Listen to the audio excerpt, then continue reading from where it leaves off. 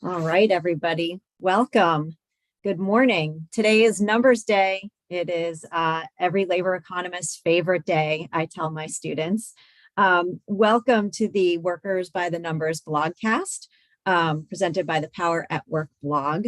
I'm Alicia Modestino. I am professor at Northeastern University in the economics department and the School of Public Policy, and also the executive director of something called Community to Community, which is a new initiative aimed to promote the use of community engaged research to make social change. This morning, we get to talk about the latest job numbers, job creation, unemployment, wages, all the good stuff, everything that is hot off the presses just 15 minutes ago from the US Bureau of Labor Statistics.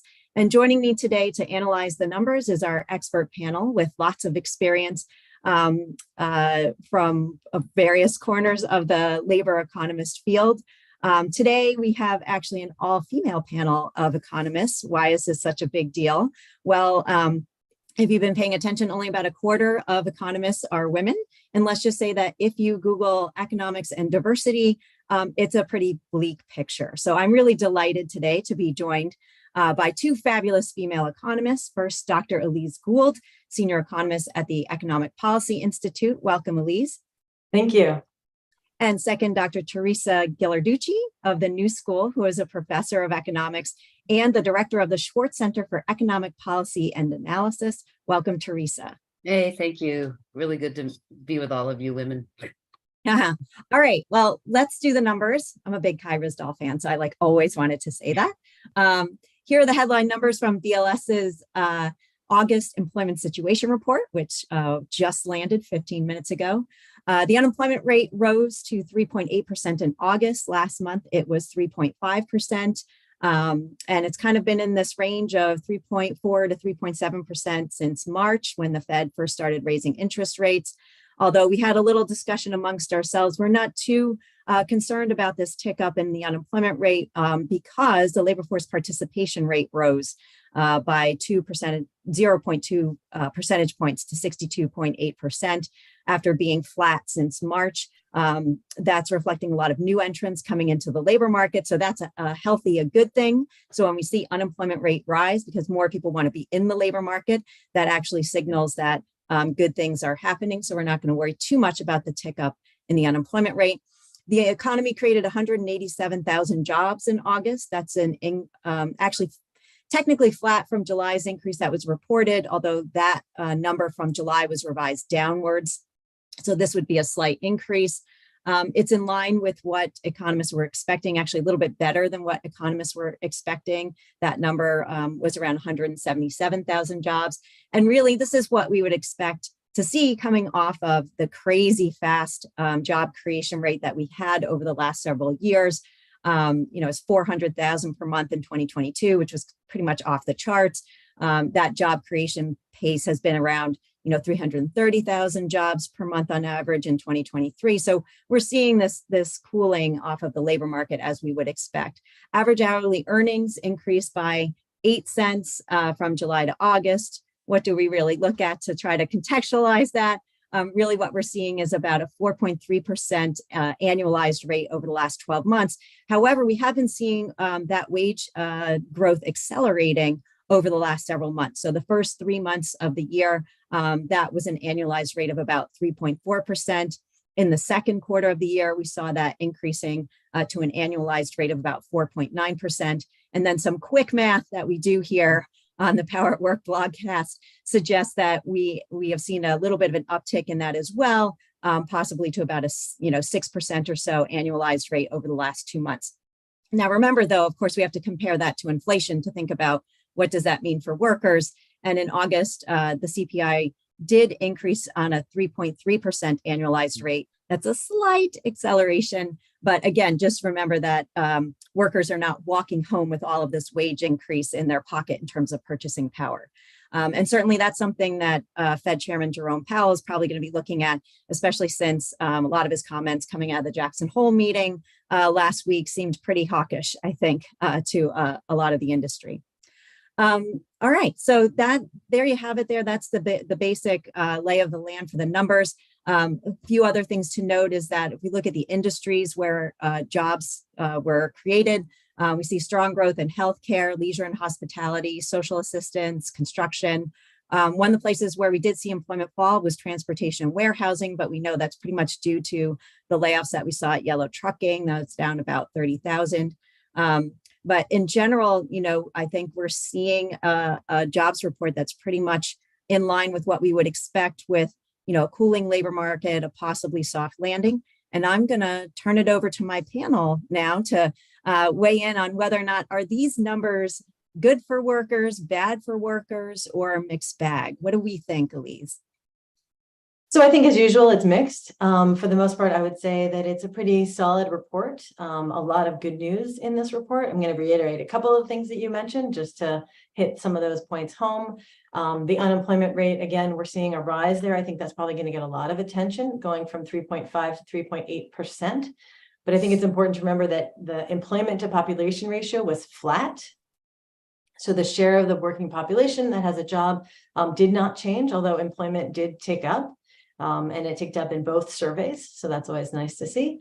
And so why did unemployment rate fall? That's because participation rose. So more people are coming back to the labor market, hopeful, optimistic that they're getting jobs. There may be an uptick. It's hard to see yet in the data. There's been an uptick recently in immigration. And so that is adding to the labor force as well. We'll have to look at those numbers more closely to see exactly where and what age groups people are coming back in. But it's certainly a positive sign that more people are coming back in.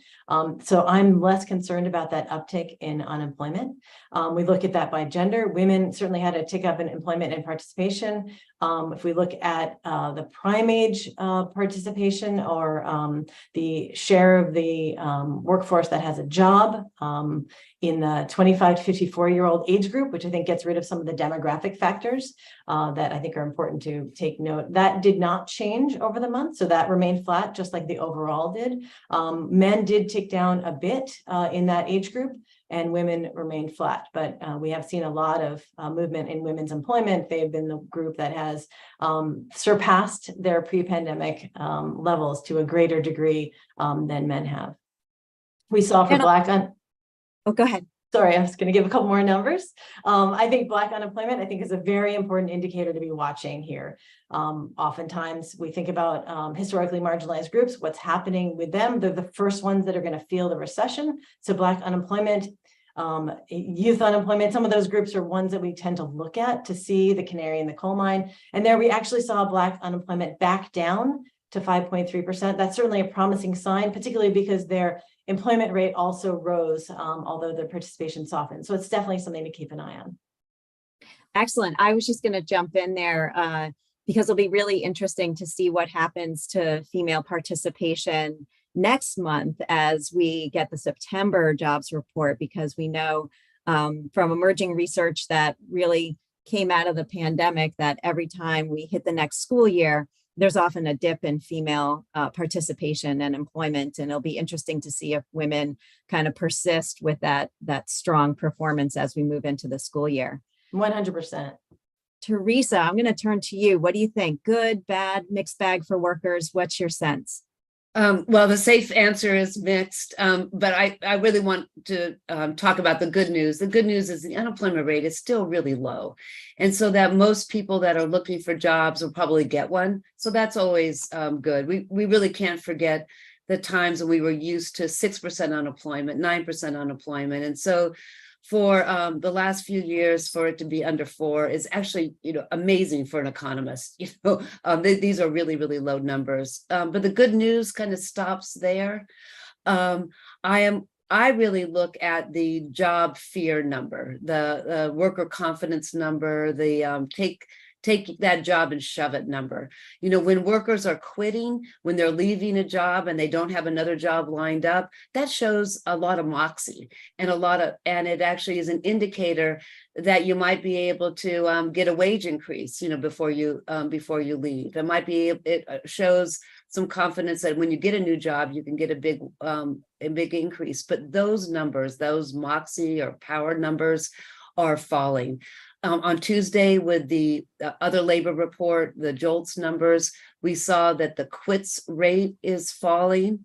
It's actually at a lower level than it's been in years.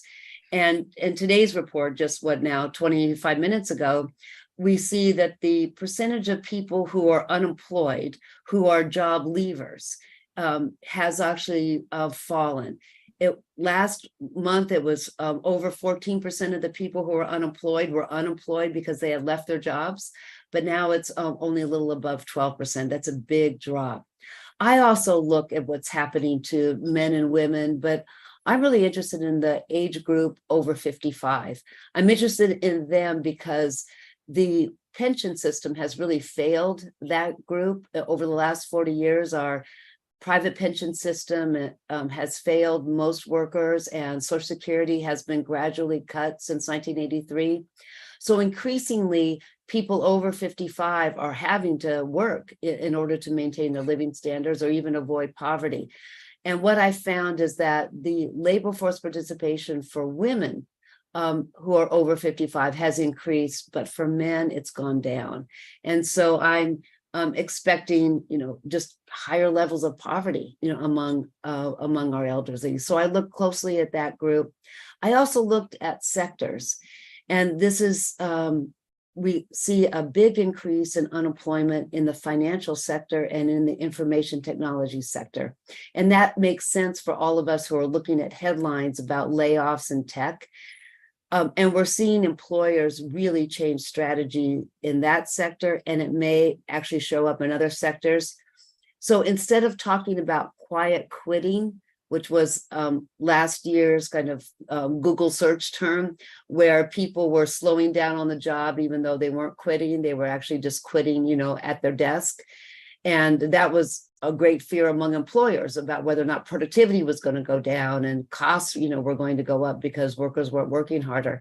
Well, that kind of faded as an issue, for about 4 months. And now we see employer strategy being under the microscope, that perhaps they're not only are they just laying off workers just directly in this kind of headline layoff moves, but they're also changing the jobs that workers have by changing their job titles or intensifying the work, demanding more of them, demanding that they come into work, demanding that they work harder. And that's called kind of quiet cutting. So we are seeing employers having more moxie and probably more power in terms of how they're treating workers. And then last, Alicia, and I'll stop. We are seeing wage increases, as was reported today, but if you divide it by inflation, and those numbers come out in 2 weeks with a real earnings report, is we are seeing most workers lose ground. Real earnings are falling. The only place where we've gotten a stability in wages are in leisure and hospitality. That may be because the Starbucks workers are organizing, but it's also because minimum wage laws have boosted wages at the very bottom. So we still have, overall, you asked me, what do I see? I see weakness for workers. The stock market's happy, and the Federal Reserve, is saying, well, maybe the economy, I can slow down a little bit. I don't know if they're hawkish out of Jackson Hole. We can talk about that. But the markets, the financial markets are thinking that they're going to stop raising interest rates for a while. So I guess owners of capital are quite happy, but it's on the backs of workers. Yeah, not to make it unanimous, but it does seem it's hard to wave your flag and feel like this is a rah kind of jobs report for workers. At the same time, you can't really say that it's a bad report. So I'm going to go with mixed bag with you all. And I think you raised a really important point around the quiet cutting. And I'm definitely hearing, particularly in the financial industry, exactly what you're talking about, where even, promotions have been retrenched on, lots of shifting of the deck chairs to see who will actually get a seat before the music stops. And I think we're seeing a lot of this because employers are still reluctant to cut because they spent a lot of time looking for these workers and filling jobs. And, there's a point at where it was very difficult to hire. So they are, kind of putting up a few hoops or some litmus test about, which are the workers that they want to keep.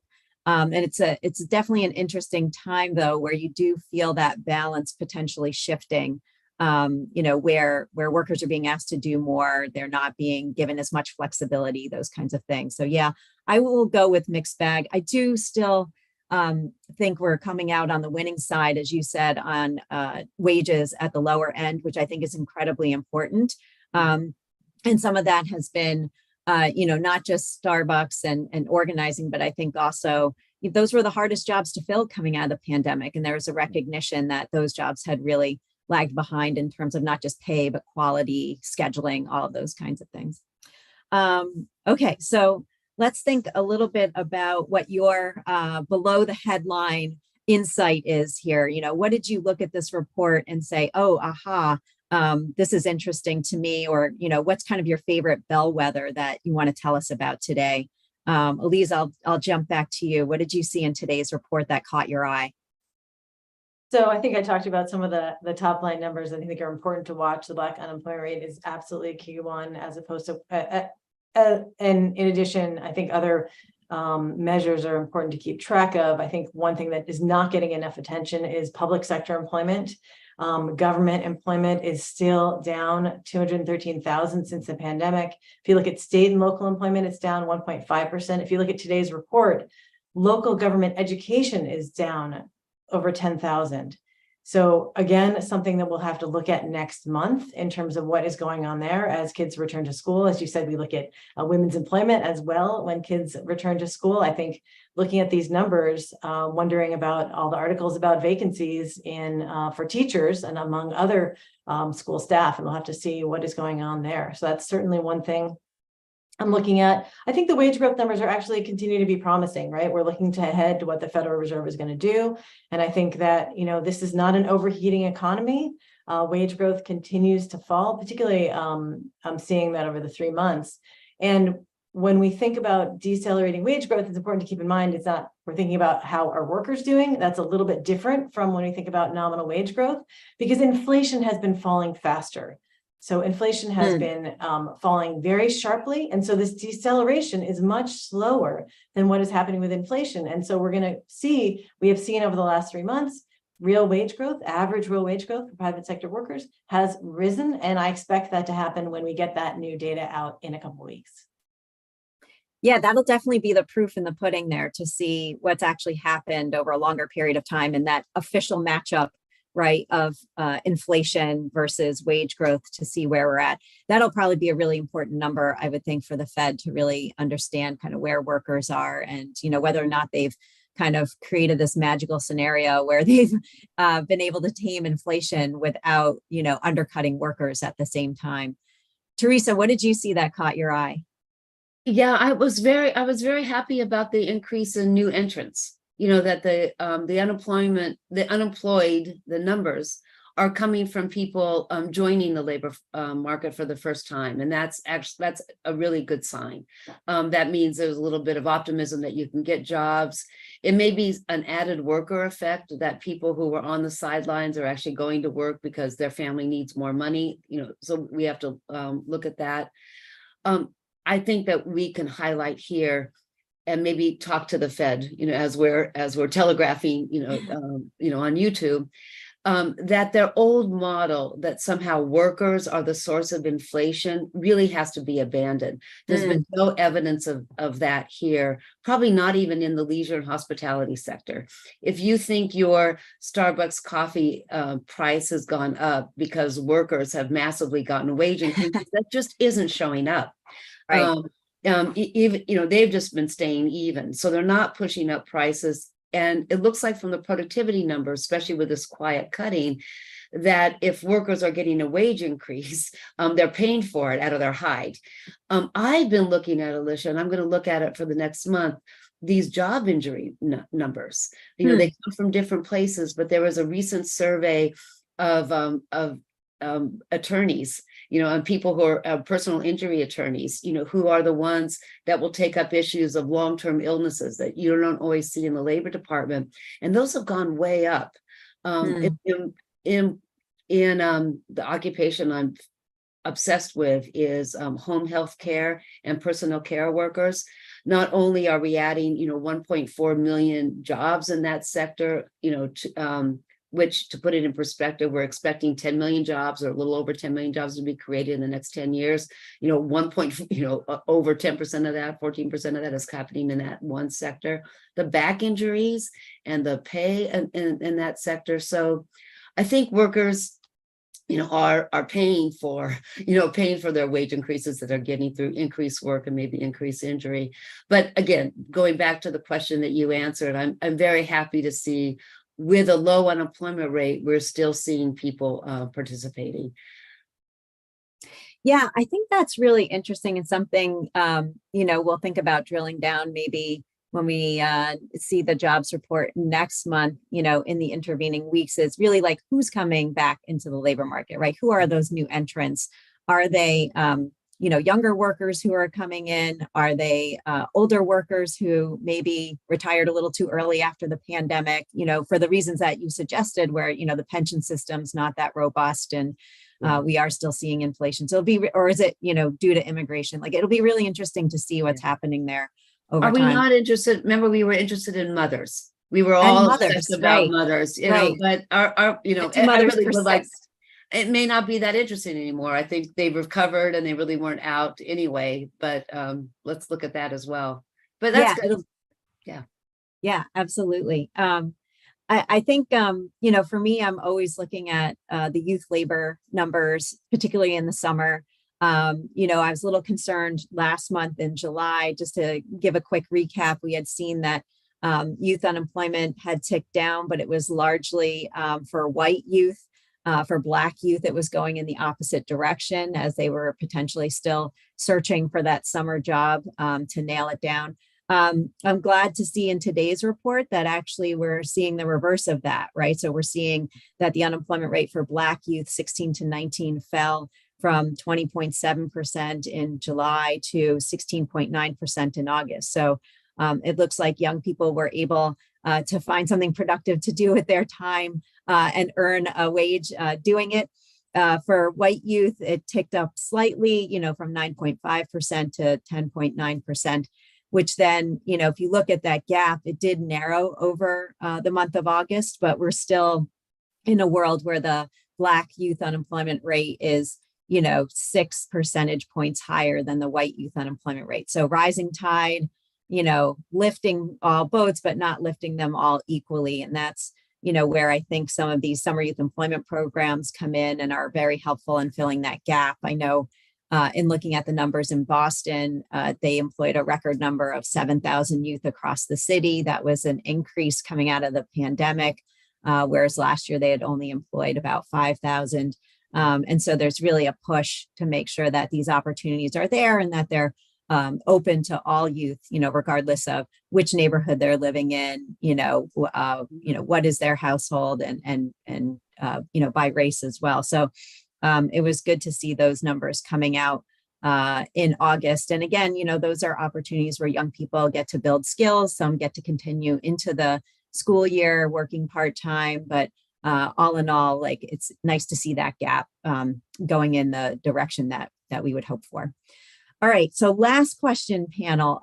What does this all mean for worker power, right? We just talked a little bit about how this is a mixed bag for workers, this jobs report. We know there's a cooling labor market. Taking that longer term view of, what are workers going to be able to negotiate or get out of this labor market? I'd love to know, Elise, what do you think? What does this mean for worker power in the next, 3, 6, 9, 12 months? Well, I think right now we're in a pretty good position. I think that, even though we saw pretty large revisions, I think there might be a big deal made about the large revisions over the last couple of months, so that 2 months ago, that number looks a little bit low over the last year. But I think that remembering that all of the numbers we've seen over the last few years and even over the last 3 months are far in excess of population growth. So the economy is still growing. It is absorbing the population and more. And so that is certainly a positive sign for workers. I think that we also have to remember that what is happening right now, the faster wage growth that has happened for lower wage workers, that is moderating some. And if we do come into a recession, if the Federal Reserve keeps raising rates, that soft landing, even if it's, we have a mild recession, that is going to be very bad for certain groups of workers. And we've done very little to lock in the gains that we've had. We haven't made changes to the unemployment insurance system like we did during the pandemic. There is very little will, it seems, by federal policymakers to create a safety net if we hit a recession. And so there's a huge danger on that front. So that's certainly something I want to be looking out for. Yeah, I think that's a good point. I mean, even some of the things that we did during the pandemic, we've retrenched on, right? We've allowed them to expire, or we've, deliberately cut them. I mean, right now, I think we're kind of living off a little bit. The stimulus is still working its way through city and state budgets and different types of programs that are out there. But, there's definitely a cliff coming when that federal stimulus is going to be running out. And if that's intersecting with a cooling labor market, that could really be a problem, in the future for workers. What do you see on the horizon, Teresa, for worker power? Alicia and Elise, of course, we know that the market can only do so much for labor power. Institutions matter as well. So overall, we have to look at unionization numbers. We have to look at whether or not unions, if they organize, they actually get a collective bargaining contract. And we also care about institutions like childcare sector. Women will not be able to be powerful at work, unless and men too, but mostly the unpaid care work falls on women, on mothers, without having a social wage, a social institution. So we have to look at institutions. But in terms of the market, again, overall, it's really great that a market can absorb new entrants, that the unemployment rate is low, and that if anybody enters or quits or is fired, they probably can get another job. That's overall good. But over the last year, labor power in terms of worker confidence and moxie has actually gone down. The quit rate has fallen, the job leaver rate has fallen, and wages have not been able to keep up with inflation. We're getting a lot of that aggregate demand from the stimulus, not from wage push demand. So overall, I celebrate a very low unemployment rate, and all policies, whether it be fiscal or monetary policy, should be aimed at keeping that unemployment rate low. Yeah, and I think, I want to pick up on something that you said in terms of organizing, right? So we have seen more organizing among labor, among workers. I mean, even the long-standing now Writers Guild of America and the Screen Actors Guild strikes that have been going on since early May, when we, sort of entered that potential summer blockbuster season of Barbenheimer, right? All of that is still playing out. But, it's been interesting, they're not just asking for wages, but they're also asking, for residuals, for streaming content. They're asking for protections regarding the use of AI and, in creative endeavors and things like that. So it's definitely a very interesting time, all the way from, the creative knowledge-based sector all the way down to the entry-level jobs that we think about in terms of organizing and worker power, where there's a lot of shifts and dynamics that are happening, even with technology adoption. I think that, one of the reasons why we're not seeing wage growth really fuel inflation growth at this point is that, corporations are still sitting on a ton of cash, right?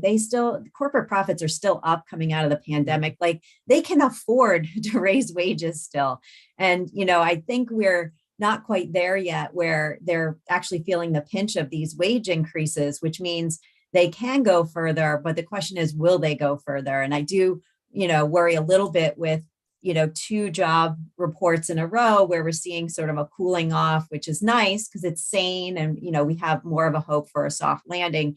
But at the same time, we do start to see that subtle shift, right, from a buyer's market, from a seller's market to a buyer's market in terms of labor. And we do wonder what that's going to mean with the quiet cutting that you mentioned earlier. So I think it's something for us to definitely keep an eye on. And yeah, childcare was the one thing that was left on the cutting room floor when it came to the Democratic agenda, right, coming out of the pandemic. That was the one thing we got no movement on, really, in terms of meeting families where they are to be able to afford care, while also paying a living wage to the caregivers as well, right? And you cannot square that circle without public investment, and we're not there yet. So, all right, I'm going to bring the conversation to a close right there.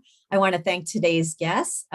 Elise Gould from EPI. It was lovely to see you again. And Teresa Ghilarducci, it was wonderful to meet you from the new school. I have a new connection now. This is excellent. I also want to thank Asia Sims, our producer, for getting us together and doing all the technological wizardry that goes into this. And before you go, I would be remiss if I did not ask you to subscribe to the Power at Work blog. I would probably also get an email from Seth Harris reminding me to ask you to do that. But that's where you can really keep updated on all the great content that's coming out, including not just this Numbers Day podcast, but many other podcasts related to worker power. And thanks for watching. And we look forward to seeing